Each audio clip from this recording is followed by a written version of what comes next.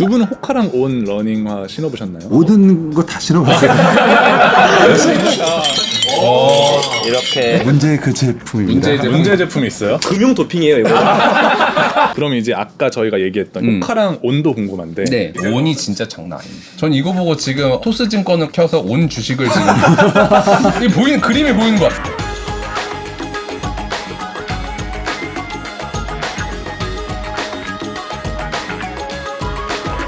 소비문화이면의 경제 이야기 비주류 경제학 호스트를 맡은 토스 김창선이고요. 저는 재무덕후 이재용입니다. 이번 주 비주류 경제학 주제는 바로 러닝인데요. 게스트로 러닝계의 올드스쿨 션님 그리고 떠오르는 뉴 러너 스톤러닝 원영성님 모셨습니다. 어서 오세요.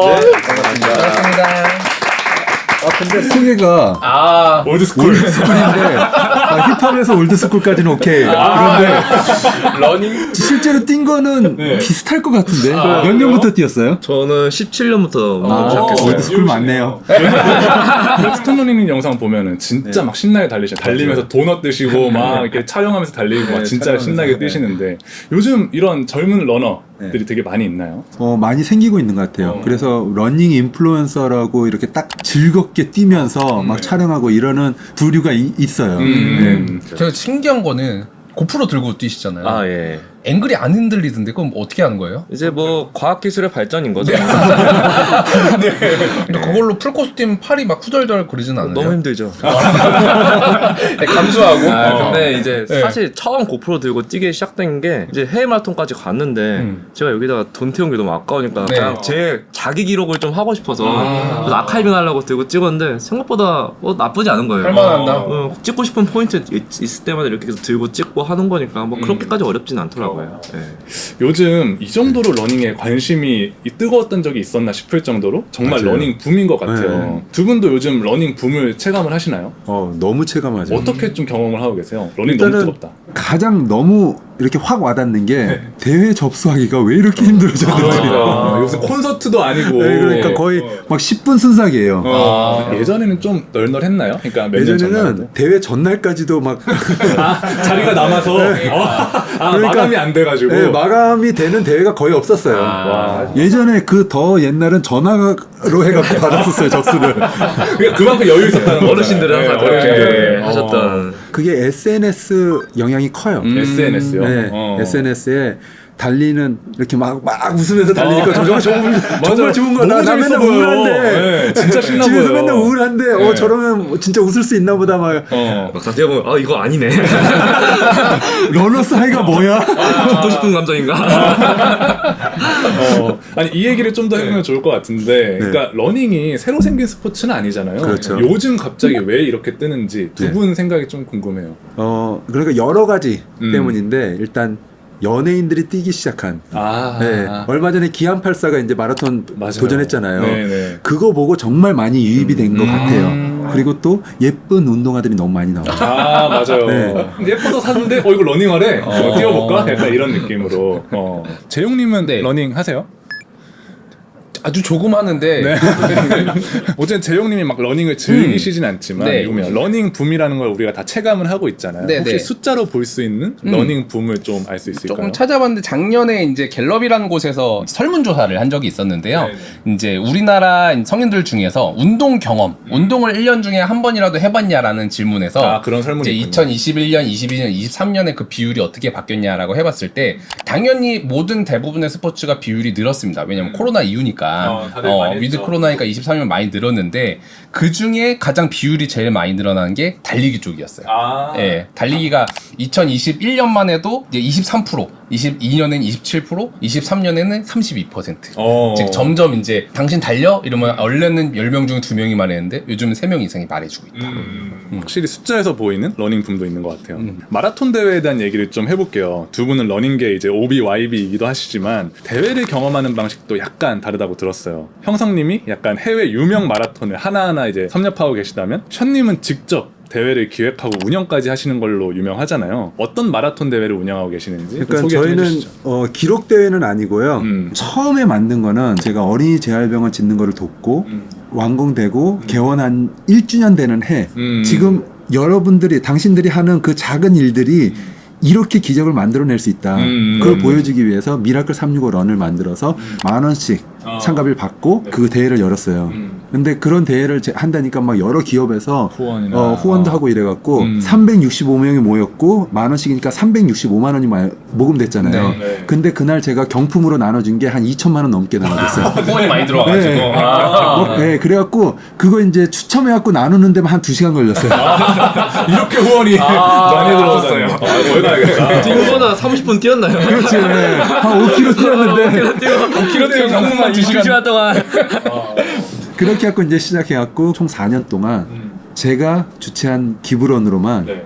55억이 55억이요? 네, 55억이 모였어요. 55억 와. 이상 정도. 네.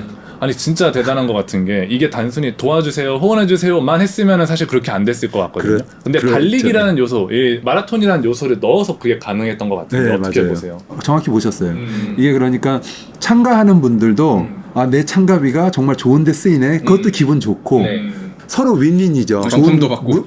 물품도 받고 경품도 또 한 2시간 기다려야 되지만 언젠가는 경품 받으려고 기다렸다. 이런 느낌. 어쨌든 이제 션님이 기획하시는 이제 대회에 대한 얘기도 들어봤는데 이것도 좀 궁금해요. 국내에서 가장 주요 마라톤 대회라고 할 수 있는 대회들 어떤 대회들이 좀 있나요? 그 마라톤 풀코스는 이제 3대죠. 3대 마라톤이 있어요. 네, 동아 마라톤, 서울 마라톤이라고 이제 명칭을 바꿨는데 그거하고 춘천 마라톤 그리고 JTBC 옛날 중앙 마라톤이었는데 그렇게 이제 세 개가 가장 메이저. 네, 맞아요. 이건 저희가 수능 같다고 생각하거든요. 수능이요? 수능 본다 생각하는데 네. 어쨌든 러너들이 봄에 수능을 한번 보고 가을에 수능을 한번 봐요. 네. 약간 이렇게 두 번씩 보는데 어쨌든 그 대회들이 제일 큰 이유가 도로를 통제하고 이거를 서울 전체를 잠가놓고 관통하죠. 뛰는 관통하는 대회이기 때문에 네.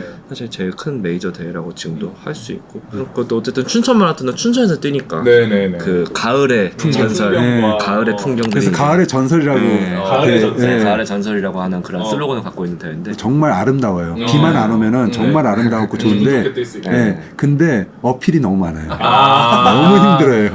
몸을 버리고 눈을 선택하는 이번에는 해외 마라톤도 궁금해요. 이제 형성님은 해외 마라톤 영상으로 되게 유명하시잖아요. 어떤 곳들 참여해 보셨는지 좀 알려주시죠. 일단 처음 시작은 오사카였는데 오사카 때 너무 충격을 받고 너무 좋았어가지고 너무 좋아서. 그래서 세계 6대 마라톤을 도전해보고 싶다라는 생각으로 첫 대가 베를린이었고 시카고 세 번째가 보스턴까지 이렇게 지금 세 군데 뛰어봤고요. 메달도 갖고 왔어요. 메달을 가져왔어요? 오. 자, 이게 이렇게 메달들이 있는데 보스턴 이쁘다. 이게 보스턴 그리고 이 가운데 게 시카고 세 번째 게 베를린인데 베를린 여기 보면 이거는 킵초게가 또 그려져 있어요. 아, 이게 킵초게예요? 킵초게 세계 신기록을 세운 킵초게고 그런 거에 비하면 이제 아직 동아 마라톤이 메달이 조금 가벼워 보이네요. 퀄리티가 많이 떨어지죠. 참고하셔야 띠도 일단 단색이고. 많이 아쉬워요. 네. 뭐 이렇게 막 떨어지고 뭐 막 잘 떨어지게 만들었네. 좀 아쉬운 포인트가 분명한. 내년부터 네. 좀 신경 쓴다 그러더라고요. 그래요? 드디어 좋아진다고 기대를 한번 해보겠습니다. 어쨌든 형성님은 6대 마라톤을 이제 하나하나 네. 섭렵하고 계신데 어떠세요? 그러니까 경험해보신 대회 특징을 좀 알려주시면. 사실은 저는 우리나라 대회를 그냥 지방 축제 정도라고 생각해요. 다른 대회를 경험해보니까. 비교해보자면 그 규모 자체에서 이미 너무 다르고 그리고 그 나라의 모든 그 시민들이 그날만을 위해서 그 도시를 아예 멈춰버려요. 아, 그러니까 시민들이 참여하는 시민들이 다 참여해요. 대회별로 고조 차이가 좀 생기는데 베를린 같은 데는 되게 치열을 많이 해주는데 막 라우드한 느낌은 없고 근데 또 시카고나 또 보스턴 이런 데는 막 엄청 라우드하고 미국인들이 가면 본인들이 신나는 본인들 신나서 막 춤추고 놀고 약간 막 그러고 그날 다 뛰고 나서 완주 메달 메고 한 2-3일을 돌아다녀요 그 지역을. 그럼 다들 리스펙 치열업 뭐 하면서 막 진짜 막 이러면서 굿잡 이렇게 해주는데 이거 메고 그냥 이거 메고 뿌듯하겠다. 그리고 감식장 같은 데 가면 막 서비스도 주고 맥주 한 잔도 주고 약간 이런 문화가 있어요. 진짜 차원이 다른 네. 좀 경험이겠네요. 너무 달라요. 이렇게 두 분의 마라톤 대회에 대한 이야기를 쭉 들어봤는데 지난번에 다뤘던 저희 페스티벌 산업이랑 좀 네. 비슷한 것 같으면서도 다른 것 같아요. 좀 재용님의 생각이 궁금한데 네. 우선 재용님이 보시기에 네. 이런 마라톤 대회도 페스티벌처럼 좀 산업적으로 볼 자료가 많이 없죠. 당연히 없죠. 네. 있을 리가. 일단 있을 리가 없고. 당황하시죠. 네, 일단 네. 기본적으로 마라톤 대회는 비영리 기업이 해요. 이게 약간 사회적인 사회적인 어떤 이로움을 기업 같은. 향하는 거기 때문에 네. 그러다 보니까 이제 운영은 이제 후원을 통해서 많이 이루어지고 이루어지는데 후원이 굉장히 좀 잘 이루어지는 콘텐츠 중에 하나인 것 같아요. 아 후원이 잘 이루어지는. 이미지가 좋잖아요. 그쵸. 건강, 뭔가 헬스. 네. 그러니까 그 밝고 긍정적인 이미지가 네. 많다 보니까 좀 후원이 좀 많이 이루어지는 것 같아요. 지역 경제에 미치는 영향은 페스티벌보다 더 크다고 볼 수도 있을까요? 아까 얘기하는 거 들어보면 거의 도시 단위의 페스티벌처럼 보이더라고요. 그렇죠. 이제 뭐 대략 서치해 보면 보스턴 같은 경우는 1년에 한 2억 불 정도의 지역 경제에 영향을 미친다. 대략 한 2천억에서 3천억 정도의 영향을 미친다. 근데 뭐 예를 들어서 비슷하게 그때 지난번에 얘기했던 코첼라 페스티벌 같은 경우는 15억 불, 그러니까 15억 불. 예, 거의 뭐 급 차이가 좀 많이 나는 수준이라서 아직은 뭐 러닝을 막 그렇게 막 어떤 산업에 비교해서 뭐 어떻게 커졌냐라고 하기에는 대회로는 사실 얘기하기는 좀 어렵다. 그러면 마라톤이 가지고 있는 산업적인 어떤 잠재성 같은 것도 있을까요? 있을 수는 있을 것 같아요. 왜냐면 계속 이렇게 주목도가 올라가고 이렇게 컨텐츠가 늘어난 사람들이 자꾸 관심을 갖는단 말이죠. 내가 거기서 추첨을 해서 떨어졌다고 해서 그 마라톤에 대한 관심이 없어지는 건 아니니까. 오히려 더 생기죠. 그러니까 또 오기를 가지고 오게 되고 그리고 또 이제 그 나라에서만 하는 게 아니라 전 세계에서 올려오니까 이제 관광 산업 측면에서 보면 의미가 있을 것 같아요. 뭐 우리나라에서 하는 뭐 무슨 마라톤도 굳이 뭐 3대 마라톤이 아니더라도 뭐 의미 있는 마라톤 대회 많이 만들고 그러면서 이제 해외 관광객들도 오고 하면은 관광 산업에서는 의미가 되게 크지 않을까라는 생각은 또 들어요. 두 분이 보시기에 그 3대 마라톤, 한국의 3대 마라톤 중에 하나도 글로벌 6대 마라톤이 중에 하나로 될 수 있을 가능성이 있다고 보시나요? 동아 마라톤이 지금 계속 노력을 하고 있는데 동아 마라톤에 도전을 하고 있어요. 네, 도전을 계속 지금 플래티넘까지 올라갔고 계속 노력을 하는데 아까 말한 이제 후원 그거에 좀 급 차이가 있고 또 대회 운영 부분에서도 네. 아직까지는 그 세계 6대 마라톤에 못 따라가는 것 같아요. 네, 아. 근데 이제 올해 동아 마라톤 뛰다 보니까 네. 한국 크루 네. 문화 이게 너무 발전이 돼갖고 맞아요. 한국의 크루 문화요? 네. 오. 이 크루의 응원 저거는 전 세계 어디에도 볼 수 없는 또 그게 돼버린 것 같아요. 독특한 우리의 어떤 문화, 네. 러닝 문화가 있군요. 네. 그래서 다른 데는 시민들이 다 와갖고 그 빼곡히 채우는데 네. 크루들이 이동하면서 그 러닝 그 응원 존에서 하는데 이거는 아마 어디에서도 못 느낄 수 있는 그런 약간 응원인 것 같아요. 네. 어쨌든 한국만이 가지고 있는 그런 러닝 네, 그런 문화를 게 가지고 올해 저는 느꼈어요. 그 전에는 그런 게 이 정도는 아니었는데 올해는 이러면 외국 선수들도 외국 사람들도 와서 좀 이렇게 신선하게 느끼겠다. 신선하겠다. 어쨌든 우리나라 동아 마라톤 같은 경우는 좋은 점이 지하철이 잘 돼 있기 때문에 네네네. 시작부터 여기 피니시까지 지하철로 팔로우비 가능해요. 그 여기서 응원하고 네. 지하철 타고 가가지고 또 앞에서 여기서 또 응원하고. 어쨌든 네. 근데 또 이게 쉽지 않으면 아닙니다. 네. 자, 이렇게 두 분과 함께 마라톤 대회에 대한 이야기 나눠봤는데 대회보다 더 큰 러닝을 산업으로 만들어주는 주제가 있죠. 바로 러닝 아이템인데요. 그 중에서도 오늘은 러닝화에 대해서 좀 집중해서 이야기를 해보려고 해요. 오늘 두 분이 애용하시는 최애 러닝화를 가져오셨다고 들었는데 좀 소개 좀 해주시죠. 어떤 운동화를 평소에 이용하시나요? 그러니까 오늘은 평소 많이 신는 것보다 지금 네. 제가 이제 앞으로 신을 거 앞으로 신을 거. 네, 네, 최고의 좋습니다. 기록을 위해서 좋습니다. 신을 좋습니다. 거. 김일병기. 이거는 실제로 신는 거고요. 알파플라이. 이거 요즘 제일 핫한 그 구하기 힘들다는 아 그래요? 오늘 크림에서 볼 수 있었던 나이키의 가장 끝판왕 같은 지금 현재 제품 아니에요? 지금 현재 어. 요새 이제 뭐 메이저 대회나 엘리트 선수들이 꽤 많이 신는 킵촉의 신발이라고 볼 수도 있는 그 신발이에요. 이 제품 요새 구하기 어때요? 불가능하죠. 네, 리셀러만 가능하죠. 일반 매장에선 살 수 없다. 네, 뭐 나오자마자 그냥 순삭. 요새 리세일 가격 얼마나요, 저거? 이게 한 40몇만 이게 원. 지금 40만 원 초중반대로 아직 유지되고 있을 거예요. 그래요. 나이키의 가장 기술력이 집약된 지금 가장 네, 플래그십 지금 현재, 모델이라고 할 수 네, 있겠네요. 프리미엄 모델 어. 알파 플라이3이고 문제의 그 제품입니다. 문제의 문제 제품이 있어요? 와 이것도 구하셨어요? 이게 아비오스 이거 프로 진짜 비싼데. 이거 근데 들어보세요. 일단 진짜 가벼워 보이는데? 나도 알았어. 이 과자보다 가벼울걸요? 네. 이 과자랑 무게가 네. 비슷할걸요 거의? 아니 너무 말이 안 되는데? 아니 이거 마시멜로를 들고 있는 것 같아. 이거 진짜 말도 안 되죠. 이거 얘가. 그냥 신발이라기보다는 그냥 얇은 스티로폼 한 장 그냥 들고 있는 느낌? 근데 심지어 이게 들어가 있는 거예요. 저희가 들고 있었던 그러네. 이거 국내에 몇 쪽 없지 않아요? 네, 몇 쪽 안 들어왔어요. 와. 이게 가격이 얼마 정도예요? 이게 이제 부르는 59만 원일 거예요. 59만 원? 출고가가. 출고가가 프리미엄이 아니라? 네, 지금 프리미엄까지 해갖고 훨씬 비싸게 사야 100 몇십만 원으로 봤었어요. 이게 어디서 들었는데 일회용 신발이라고 들었어요. 네. 마라톤 풀코스 대회는 한 번 뛰면은 이제 그 원래 가졌던 기능은 떨어지는. 단 한 번의 대회를 위해서 딱 한 번만 거의 쓸 수 있는 그냥 끝판왕 신발. 근데 이게 실제로 대회에서 보여져 갖고 네. 여자 세계 신기록을 6분이나 당겼어요. 그 신발로요? 네, 이 신발로. 근데 왜 문제의 신발이라고 하신 거예요? 기술 도핑이고 네. 그리고 치트키다. 일단은 금융 도핑이에요. 이거. 누가 이거를 대회 때 신고 뛰어요? 한 번 그러니까 딱 신기 위해서 다른 세상이에요. 훈련. 이번에는 형상님 제품도 너무 궁금해요. 저는 한 종만 가져왔는데 네. 저는 이 아식스. 저는 아식스 제품 갖고 왔습니다. 오. 메타스피드 파리 제품이고요.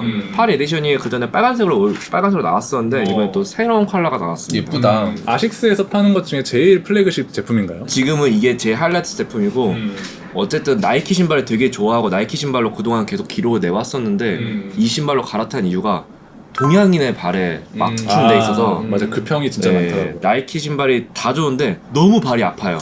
그래서 내가 내 발에 맞는 신발을 신는 게 아니라 신발에 제 발에 맞춰야 돼요. 그것 때문에 되게 힘들었거든요, 저는 뛸 때. 근데 얘가 신발이 발에 너무 잘 맞아요. 그냥 데일리로 신으시는 거예요? 아니면 아니요, 저도 그렇게 돈이 많지 않고 이것도 20만 원 후반대라. 이것도 30만 원 정도 합니다. 이것도 어쨌든 좀 속도를 내야 되는 훈련들에만 신고 있고 이게 사실 카보나가 되게 양날의 검이거든요. 네네. 그래서 이게 초보자분들은 이거 신으면 기록이 더 잘 났고 더 가벼우니까 이걸 신는 분들이 많이 계시는데 네. 사실 되게 위험해요. 위험하다? 왜냐하면 카본이라는 것 자체가 탄성을 반발력을 엄청나게 높여주는데 되게 도움이 되는 신발인데 그 반발력이 몸에 부담을 엄청나게 많이 줘요. 네. 그렇기 때문에 평소 조깅하거나 데일리 신발로는 적합하지 않습니다.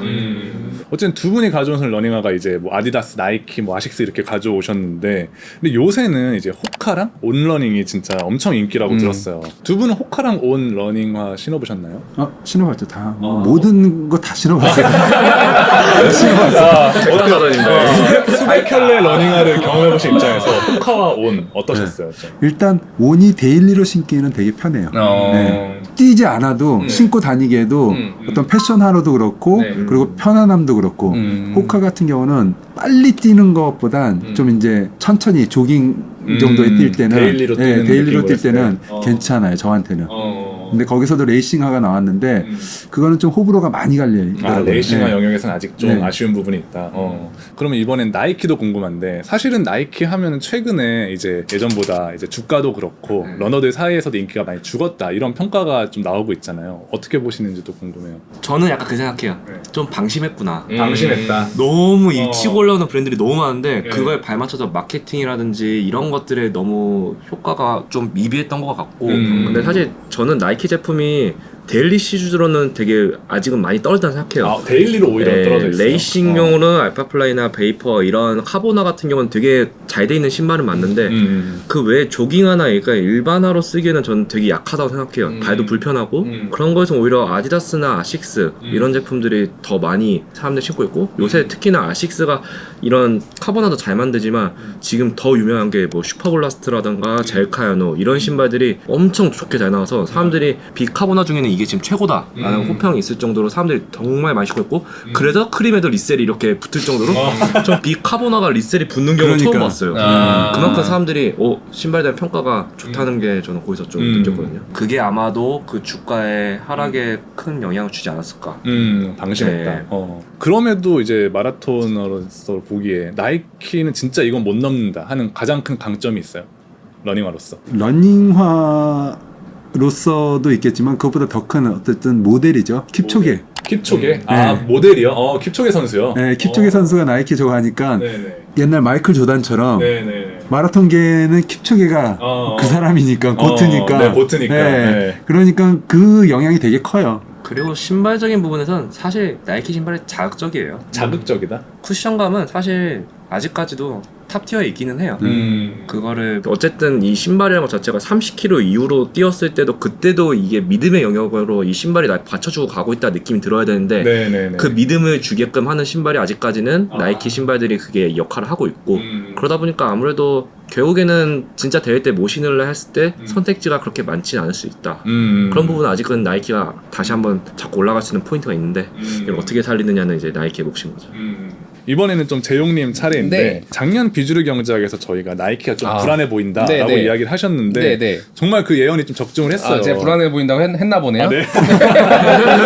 크게 이제 네. 최근에 이제 주가도 너무 크게 빠졌고 네. 시장에서의 평가도 약간 불안하다 하고 있는데 네. 지금 나이키 상황을 좀 요약을 해주시죠. 요즘 나이키는 위기라고 많이 지목을 받고 있죠. 일단 주가에서만 보더라도 원래 이제 2021년에 주가가 제일 높았을 때가 $170, 주당 $170였는데 지금 $70거든요.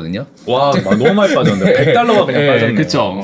왜 그런 거 하면은 이제 제일 중요한 건 매출이죠. 제가 작년에 방송할 때만 해도 나이키는 언제나 안전하다. 안전하다. 거의 네, 나이키는 기계적이다. 나이키다. 그러니까 기계적인 매출 성장, 기계적인 영업이, 기계적인 매출 원가율을 보여주고 있기 때문에 이 회사는 안정적으로 성장을 해오고 있고 그게 주가에 반영돼 있다라고 말씀을 드렸던 것 같은데 네. 이 회사가 이제 5월 말 법인이라서 네네. 최근에 실적 공시가 됐는데 24년 5월 말 기준으로 매출액이 전년도 대비 0.3% 올랐습니다. 사실상 정체네요. 멈췄네요. 네, 정체를 했고 네. 특히 중국에서 매출이 확 늘어나서 이제 네네네. 늘어났었는데 중국에서 매출이 좀 빠지기 시작했어요. 아, 그러다 중국이 보니까 크리티컬했군요. 그러다 보니까 요즘에 좀 약간 위기를 느끼고 있다는 것 같아요. 근데 이제 이 중에서도 저희가 오늘 주제인 러닝화나 러닝템 비중을 혹시 좀 구분해서 볼 수도 있나요? 그걸 구분할 수는 없는데 나이키 대표님이 이제 실적 공시 이제 네네. 4분기 실적 공시할 때 이런 코멘트를 하더라고요. 그러니까 네. 2024년에 성과를 보니까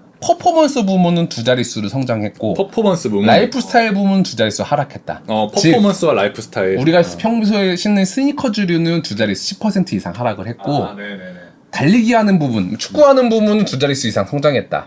아니, 이해가 되는 거죠. 그러니까 어떻게 보면 사람들이 위드 코로나로 이제 달리기를 하기 시작하고, 네네네. 활동을 평소에 하기 시작하고. 그 일상화보다는 퍼포먼스 신발. 퍼포먼스, 달리기를 하기 위한 신발을 이제 사람들이 막 열광을 하는데 상대적으로 달리기를 하는 신발은 대체재가 농구화보다는 훨씬 많고 그리고 잘해요. 호카, 온, 지금 맞아요. 뉴발란스 포함해서 아식스. 다 난리가 났거든요. 근데 그 부분에서 나이키가 집중을 많이 못한 것 같아요. 왜냐하면 그 사이에 절치부심했던 이 브랜드들이 막 올라오니까 나이키가 그거에서 좀 위기를 겪고 있는 거 아닌가 라는 생각이 좀 들었어요. 근데 이제 작년에 와디님이 기복은 있어도 나이키는 나이키다. 네. 기복일 뿐이다라고 이야기를 하셨잖아요. 네. 지금의 위기가 네. 굉장히 크리티컬한 위기로 보시는지 아니면은 말 그대로 다시 올라올 어떤 기복으로 보시는지 재용님의 시각이 궁금해요. 이 기업이 성적이 더 떨어질 거냐라고 하면 저는 아니라고 말씀드릴 수 있을 것 같아요. 나이키는 나이키고 일단 기본 사람들의 인지도에 그래 나이키는 그리고 애초에 이제 연구 개발비 수준이 다른 단위가 기업이랑 다르죠. 차원이 다르거든요. 네. 그래도 나이키의 벽은 공고하지 않나라는 생각은 합니다. 두 분은 어떻게 생각하세요? 지금의 나이키의 하락세가 일시적인 거라고 보시는지 아니면은 내가 봤을 땐 좀 위기인 것 같다라고 보시는지? 그러니까 말씀하신 거가 요 전 세대까지는 맞는 것 같아요. 네. 근데 지금 세대 그러니까 MZ라고 부르는 그 세대들은 약간 다른 것 같아요. 그 정서를 정서가 달라진 거예요. 네. 맞아. 그러네요. 그 부분도 제가 생각 못한 것 같은데 예전에 네. 이런 댓글이 있었어요. 저 지드래곤이 네. 그 조던을 되게 좋아하고 많이 신었잖아요. 그 어린 친구 그러니까 지드래곤의 팬이겠죠. 네네. 팬이 마이클 조던이 그 조던을 신는 걸 어디에서 본 거예요, 인터넷에서. 그런데 지드래곤 신는 신발을 신네. 저 아저씨 지디 신발 신었네. 조던이 신는 게 아니라 조던이 지디 신발을 신었네 이런 느낌. 이 댓글이 있었어요. 그래서 그게 한참 화제가 됐었어요. 지금 상황을 되게 절묘하게 보여주는 것 같아요. 네. 마이클 조던이 누구야 하는 사람들한테 조던이 그런 브랜드가 아니다. 그건 지드래곤 신발인 거지. 딱 그런 상황인 것 같아요. 이번에는 그럼 나이키의 자리를 넘보고 있는 이제 다른 러닝 브랜드들의 숫자도 궁금한데 네. 일단 형성님이 꼽아주신 아식스. 아식스의 아식스. 실적을 좀 볼 수 있나요? 난리가 났죠. 아식스 잘해요? 거의 우리 삼양라면급이에요. 이쪽도 엔비디아 네, 여기도 이제 신발 발도체 뭔지 모르겠지만 발도체 올라가고 있습니다. 아식스가 아식스. 난리가 났고요. 네. 실적 보면은 일단 2023년 기준으로 매출액이 이제 17.7% 성장했습니다.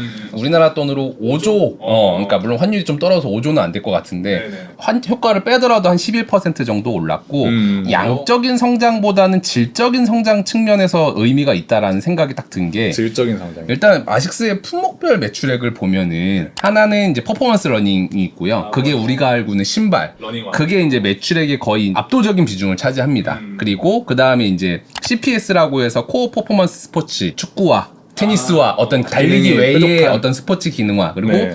오니츠카 타이거 오니츠카 타이거. 네, 오니츠카 타이거라는 부문이 있는데 작년에 매출액이 일단 퍼포먼스 러닝 쪽은 한 10% 올랐는데 축구화 쪽 코어 퍼포먼스 쪽은 30% 올랐고 스포츠 스타일 일반 일상화 쪽에서는 36% 올랐고 네. 오니츠카 타이거는 40% 올랐어요. 아, 여기서 전 그래요? 무슨 생각을 했냐면 네. 아식스가 일상으로 왔네. 일상으로 왔다. 네, 그러니까 아식스의 기능이 좋다는 거는 아무도 부정하지 않았어요. 동양인의 말이 맞고 기능 좋다는 거는 뭐 러너들뿐만 아니라 일반인들도 그치 아식스는 기능성이지. 근데 그게 평상시에 신어도 괜찮네. 디자인적으로도 괜찮네. 브랜드 이미지가 괜찮네라는 게 심어지기 시작하니까 효과를 많이 보고 있는 것 같습니다.